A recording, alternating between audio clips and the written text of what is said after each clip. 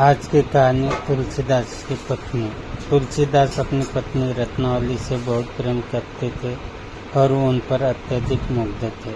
पत्नी के प्रति उनकी आसक्ति की एक रोचक कथा बहुत प्रचलित है। पत्नी के प्रति उनकी आसक्ति एक रोचक कथा बहुत प्रचलित है।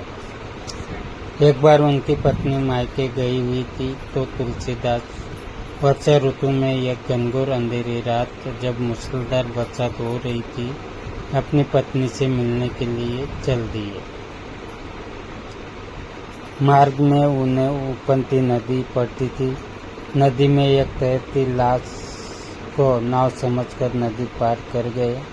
तत्पश्चात जब पत्नी के मायके पहुँचे तो खिड़की पर लटके सांप को देखकर उन्होंने सोचा शायद उनकी पत्नी ने उन्हीं के लिए रस्सी लटका रखी है। येता सांप को रस्सी समझकर घर की छत पर चढ़ गए। तुलसीदास की पत्नी रत्नावती बड़ी विदुषी थी।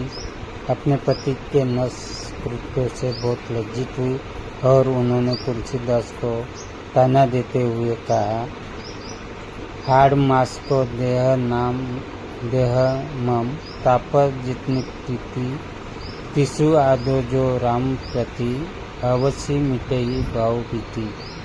अर्थात जितनी आसक्ति मेरे हाड़ मास की देह से है उसकी आदि भी भगवान राम के प्रति होती तो गौ सागर पार हो जाते। तुलसीदास ने पत्नी के इस उलाहने को गंभीरता से लिया। इस उलाहने ने गोस्वामी तुलसीदास की जीवन दिशा और दशा परिवर्तित कर डाली। इसके पश्चात वह राम भक्ति में ऐसे रमे कि बस राम के ही हो गए।